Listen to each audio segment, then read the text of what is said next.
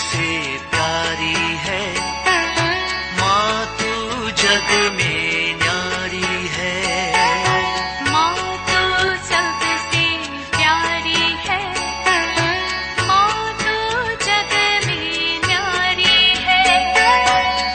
अपने आंचल में रखना, अपने आंचल में रखना, हमें वरदानों से भरना। माँ तो सबसे प्यारी है, माँ तो जग में न्यारी है। माँ तू सबसे प्यारी है, माँ तू जग में न्यारी है। पिता, पुत्र और पवित्र आत्मा के नाम पर आमीन। आप सबों को जय यीशु। आज का मनन चिंतन के लिए मैंने लिया है लूकस का सुसमाचार उसके अध्याय 11 वाक्य 5 से लेकर के 8 तक। Luke chapter 11 5 to 8। Isa Masih ने हे पिता हमारे प्रार्थना अपने शिष्यों को सिखाने के बाद एक दृष्टांत, एक कहानी बता करके देता है। पवित्र बाइबल में उस कहानी का हेडिंग डाला हुआ है दुराग्रह करने वाला मित्र। दुराग्रह करने वाला मित्र नाम भी है। तो प्रभु क्या बोल करके दे रहा है, मैं थोड़ा सा सबसे पहले पढ़ लेता हूं ताकि आपको भी ये घटना, ये बात समझ में आ जाए। फिर ईसा ने उनसे कहा, सबसे पहले हे पिता हमारे प्रार्थना सिखाया। इसके बाद प्रभु ने उनसे कहा, मान लो कि तुम में कोई आधी रात को अपने किसी मित्र के पास जाकर के कहे, दोस्त मुझे 3 रोटियां उधार दो। कब है? आधी रात को किसी दोस्त के घर में, पड़ोसी के पास जाकर के बोलते हैं मुझे 3 रोटियां दे दो। किस लिए मांग रहे हैं? क्योंकि मेरा एक मित्र सफर में मेरे यहां पहुंचा है और उसे खिलाने के लिए मेरे पास कुछ भी नहीं है। किसी और को खिलाने के लिए मुझे तुम 3 रोटियां दे दो, क्योंकि तुम्हारे पास रोटियां हैं मुझे मालूम है। इसलिए वो आधी रात को वहां पर पहुंचते हैं। अभी उत्तर क्या है देख लो। और वह भीतर से उत्तर देते हैं, मुझे तंग ना करो। पहला बात, यहां 4 बातें हैं। सबसे पहले, मुझे तंग मत करो। ये 12 बजे के समय पर मुझे तंग मत करो। क्या कारण है? अब तो द्वार बंद हो गया है। तुम द्वार के बाहर खड़े होकर चिल्ला रहे, मैंने द्वार बंद कर दिया है। दूसरा, तीसरा है, मेरे बाल बच्चे और मैं, हम सब बिस्तर पर हैं, हम आराम कर रहा है अभी। चौथा बात, मैं उड़कर तुमको अब नहीं दे सकता। 4 बातें यहां पर उस दोस्त को बता रहा है, उधार मांगना है उसको। इसके बाद प्रभु यीशु मसीह बोलते हैं, मैं तुमसे कहता हूं, वह मित्रता के नाते भले ही उड़कर उसे कुछ ना दे, किंतु उसके आग्रह के कारण, अर्थात बार बार मांग रहा है, बार बार मांग रहा है, वो दोस्त है उसको दिलाने के लिए कुछ दे दो, कुछ कष्ट उठा लो, ऐसे ऐसे करके जो बार बार मांगने के कारण वो उठेगा, उसकी आवश्यकता पूरी करता है करके। इसका मतलब है ईसा मसीह ने यहां पर बोला बार बार मांगो, प्रार्थना करवाइए। यदि लूकस का सुसमाचार अध्याय 18 वाक्य 1 से पढ़ेंगे, वहां पर भी इसी प्रकार में मिलता है। दूसरा एक दृष्टांत के द्वारा वहां पर भी प्रभु ये कहता है, दिन रात चलते फिरते मांगते जाओ मिलेगा बोलता है। इसीलिए मांगने में, प्रार्थना करने में आप हताश निराश नहीं होना, रुकाना नहीं। लेकिन मैं आज यही बोलने के लिए नहीं, ये भाग जब पढ़ रहा था, प्रार्थना करते रहना, तब प्रभु हमें मिलेगा, यही बोलने के लिए। क्योंकि यीशु मसीह ने प्रार्थना सिखाया और प्रार्थना हमेशा करते रहो, आपको मिलेगा, ये बताने के लिए कहानी बताया। मेचे जो स्पर्श करने वाली बातें, जो दोस्त जो आया वो अपने लिए नहीं, मांगने के लिए नहीं आया। वो आधी रात में उसके घर में कोई आया, उसको खिलाना चाहता है। और उस व्यक्ति को जिसके पास है वो क्या बोलता है, वो मुझे स्पर्श किया। यदि कोई जरूरतमंद हमारे सामने आएगा, हम लोगों को एक तो उनको देखना भी नहीं चाहेगा। ऐसे जो मांगने वाला आएगा तो दूर से बोला रे रे वो आ रहा है, हमारे लिए सिर दर्द आ रहा है, हमारे लिए तंग है। सबसे पहले मुझे तंग ना कर दो, तंग ना करो, तंग ना करो। हम लोगों के लिए तंगी है किसी का मदद करना। कारण क्या बताता है, हमारा दरवाजा, हृदय का, दिल का दरवाजा अब बंद है। किसी को मदद देना, मदद करना, ये हमारे लिए संभव नहीं है। दूसरों से मदद लेने में सब लोग बहुत ही इच्छुक है, उसके लिए बहुत खुश है, चाहे वो आधी रात हो या कभी भी हो। दूसरों से मदद लेने में वो हम आगे हैं, लेकिन दूसरों के लिए कुछ करने के लिए हम पीछे हटते हैं। तीसरा में बोलता है, हम सब अभी बिस्तर में हैं, बच्चे सब हम लोग आराम से रहने दो।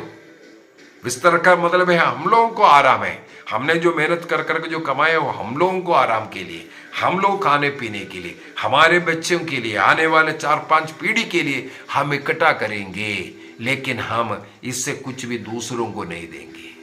हमने मेहनत कर करके हमने बनाया तो हमारे लिए बनाया, हमारे बच्चों के लिए, हमारे सुख के लिए। हम सुख लोलुपता का जीवन जिएंगे, लेकिन दूसरों को कुछ नहीं देगा, ऐसा मनोभाव। और चौथा बोलता है, मैं उठ कर के अभी नहीं दे सकता, एकदम साफ साफ बोलना, मदद ना करने का। पवित्र बाइबल को अगर हम पढ़े, मैं काफ़ी उसके ऊपर मन चिंतन कर रहा था। बाइबल में जगह जगह वचन यही बोलता है, दो और तुम्हें मिलेगा। और जो गरीबों को जो देता है वो ईश्वर को उधार देता है, और ईश्वर उसको 7 गुना लौटाता है। इसका मतलब दोगे 7 गुना हमें मिलता है। संत पौलुस रोमियो को लिखते हुए, हमारे पास ऐसा कौन सा चीज है जो हमें दान के रूप में नहीं मिला है। कई लोग बोलते हैं हमारा दिन रात मेहनत के कारण ये सब कुछ हो रहा है। मेहनत करते करते कितने लोग नीचे गिरा है। यदि आज मेहनत करने का लायक बना है, वो सबसे बड़ा दान है। हम लोगों को मेहनत कर करके कुछ कमाने के लिए मिल रहा है, वही प्रभु का दान है। ये भूल जाते हैं कई लोग, ये सोचते हैं हमारा मेहनत के कारण हमने कमाया, हमारा पैसा हम किसी को नहीं दे सकता। इस प्रकार का ये जो विचार हमें अपने मन से हटाने की जरूरत है। ईसा मसीह ने कई दृष्टांत बोल करके भी दिया। ये एक दृष्टांत ऐसे है, जब आप तुम किसी को कोई पार्टी रखता है, बर्थडे पार्टी, शादी का पार्टी, हम लोग किसको बुलाते हैं? हमारे स्टेटस के बराबर या हमारे से बड़े लोग, जो हमें भी बुला करके देने लायक, उन लोगों को। लेकिन ईसा मसीह बोलते हैं, सड़कों में जाओ, कंगालों को उठाओ, जो आपको वापस लौटा करके नहीं दे सकता, उनसे आपको कुछ नहीं मिलने वाला, वो केवल खा करके जाएगा, ऐसे लोगों को खिलाओ। उस समय पर प्रभु से, स्वर्ग से आपको आशीष मिलेगा। मान लो हम ऐसे लोगों को खिलाया, इसके बाद वो धन्यवाद बोला या कुछ जवाब में हमें बुला करके खिलाया, इस प्रकार के लोगों को खिलाने पिलाने से आपस में लेन देन हो गया, तो ईश्वर से कुछ नहीं मिलने वाला। जो हमने किया उसका जो कीमत है, जो बदला जो मिलना है, वो उन्हीं से मिल गया है, अभी ईश्वर से नहीं मिल सकता। यदि गरीबों को दे रहा है तो वो वहां से नहीं दे सकता, इसलिए ईश्वर से हमें मिलेगा, यही ईश्वर ने सिखाया है। हमें ये मनोभाव बंद करना है। दूसरों को मदद करना कोई तंग नहीं, बल्कि वो ईश्वर की सेवा है। दूसरी बात है, अन्य लोगों के लिए हम अपने हृदय का द्वार को बंद नहीं करना है। जो हमें मिला है, मुझे, मेरा परिवार, मेरे बच्चे, ये नहीं, अन्य लोगों के लिए भी प्रभु ने हमें दिया है। यदि हम लोग फिलिपियों का पत्र को पढ़ते हैं, वहां पर बोलता है ईश्वर ने अपना प्रेम पूर्ण उद्देश्य पूरा करने के लिए आपको सदिच्छा देता है। सबसे पहले क्या करता है? सदिच्छा, इच्छा आपके अंदर उत्पन्न करता है। इसके बाद उस इच्छा के अनुसार कार्य करने का शक्ति भी आपको देता है। कैसा शक्ति है? पहले इच्छा देता है किसी को मदद करने के लिए।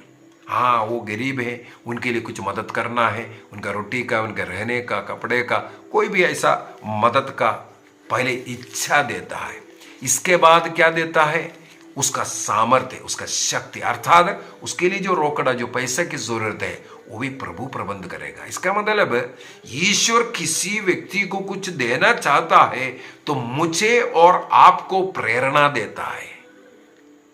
ईश्वर वहां से उड़ करके उनके झोली में कुछ नहीं डाल रहा है, वो डालने के लिए मुझे उसका योग्य बनाएगा, मेरे अंदर उसका प्रेरणा देगा और मेरे द्वारा डलवाता है।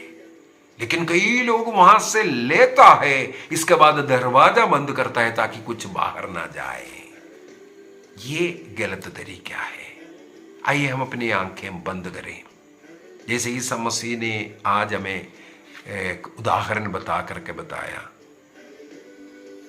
तंग ना करो बोलने वाला, दरवाजा बंद है कर करके बोल करके पड़े रहने वाला, और हम बच्चे परिवार सुख में लेटा हुआ है, आराम से जी रहा है, हमें तंग मत करो। अब मैं उड़ करके नहीं आ सकता, अब मैं नहीं दे सकता, अब मैं मदद नहीं कर सकता, मेरा कार्य सब खत्म होने दो, ये बोलने वाला। इस प्रकार दूसरों के लिए क्या हमें अपना हृदय का दरवाजा बंद किया है? ईश्वर का वो प्रेरणा, ईश्वर मनुष्यों को, गरीबों को जो देने के लिए कुछ लोगों को ज्यादा दिया है, क्या मैं ईश्वर का वो दिया हुआ चीजें अपना समझ करके अपने लिए रख रहा है? याद कीजिए हमने कब कब ऐसा किया। दूसरों का मदद करना, दूसरों की सेवा करना, हो सकता है एक मुस्कुराहट दूसरों के लिए बहुत एनर्जी देगा। अच्छे व्यवहार करना, अच्छा बातचीत करना, दूसरों की आर्थिक रूप से मदद करना, क्या हम कर सकता है? निर्णय कीजिए, प्रभु उसके लिए हमें सक्षम बनाए। आप लोगों में जो जो बीमार लोग हैं, मैं उनके लिए प्रार्थना करता हूं। निसंतान लोगों को संतान की आशीष मिले, शारीरिक एवं मानसिक पीड़ाएं सहने वालों को प्रभु से शांति मिले, चंगाई मिले, कृपा मिले। हर एक परिवार में शांति आवे, प्रेम आवे। दुखित, पीड़ित, गरीब, बेरोजगार लोगों को कृपा, अनुग्रह, आशीष मिले। जितने भी मजदूरी करने वाला मजदूर है, अपना मेहनत का फल उनको मिल पाए। प्रभु की कृपा, अनुग्रह हर एक के जीवन में आवे। पिता, पुत्र और पवित्र आत्मा के नाम पर आमीन। आप सबों को जय यीशु।